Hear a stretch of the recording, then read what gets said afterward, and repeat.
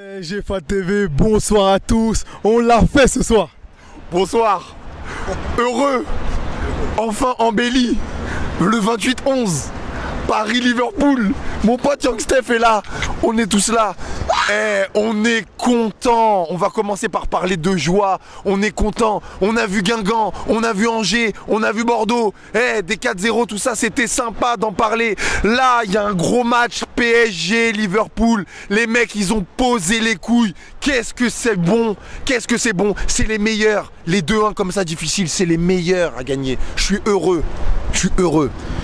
J'ai envie de te lancer sur ce geste qu'on a vu à la 83e minute entre Marquinhos et Thiago Silva. Un geste façon NBA, joueur de NBA. Magnifique. Il se tape le torse. Et là, à ce moment-là, à la 85e, à 83e, là où tu penses que tu peux bégayer en te disant voilà, est-ce qu'ils vont pas nous acculer d'action et on va être en galère? Les mecs, ils te disent ce soir, ça passera pas.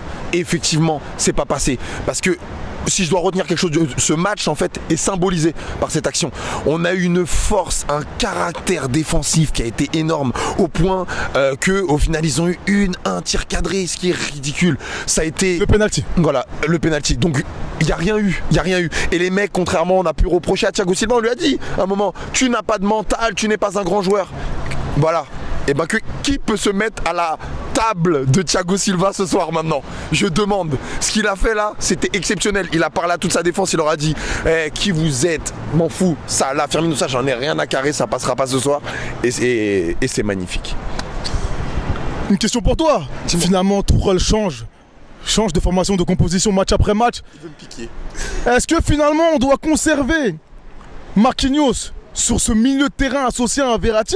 C'est ce qu'on disait pour Draxler face à Naples. Ou est-ce que Tourelle finalement doit toujours s'adapter à l'adversaire comme un grand entraîneur sait le faire? Bah écoute, moi qui suis pas fan en fait du turnover, force est de constater que ce soir ça a payé. Donc si en s'adaptant ça fonctionne, j'ai envie de vous dire, Thomas, je ne demande qu'à me tromper comme ce soir, j'en suis ravi. Après pour moi la physionomie du match, par contre, vu la compo, c'est passé comme je m'y attendais. C'est-à-dire que en défense, moi je prenais pas mal de parallèles avec le PSG Bayern qu'on a eu l'année dernière, c'est-à-dire que costaud défensivement et après ça partait en vertical et au milieu de terrain, en gros il se passait pas grand chose quoi. On avait perdu vraiment l'impact du milieu.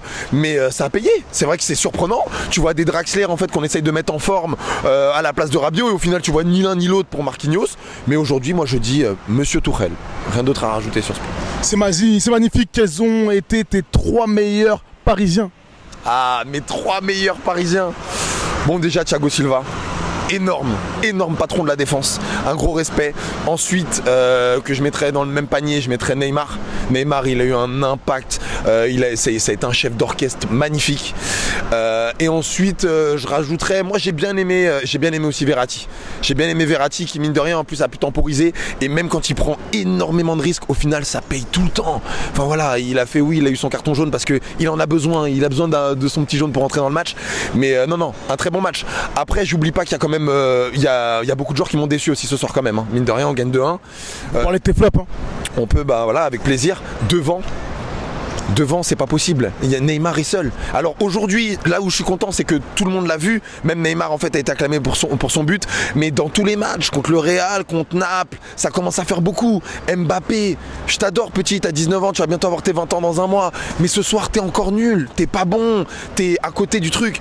Di Maria, tu joues à l'envers. La dernière fois, tu nous as mis un but qui fait qu'on a oublié que. Mais tu fais pas un grand match. Et c'est pour ça aussi qu'on te sort. Et Cavani, mais alors là. Franchement, je crois que jusqu'à la 35e, je savais même pas qu'il était sur le terrain.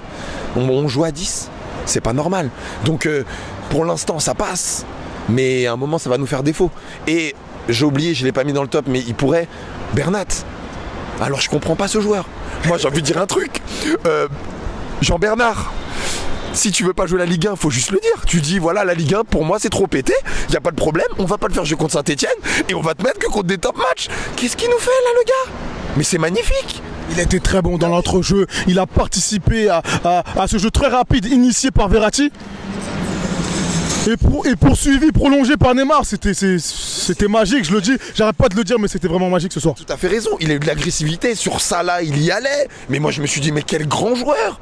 Là ce soir j'ai eu un grand défenseur. Non, je suis très bien, moi je dis, comme dirait mon pote Team Peak, embelli, c'est magnifique ce qui s'est passé. Et putain, on en avait besoin, on a vibré avec l'équipe de France, ok, mais que le PSG, on a eu des matchs tellement platoniques, ça fait tellement plaisir de gagner. Franchement, j'espère, vous savez, moi je suis toujours de nature optimiste, hein.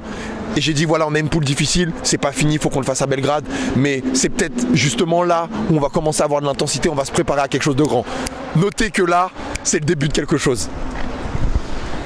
Merci.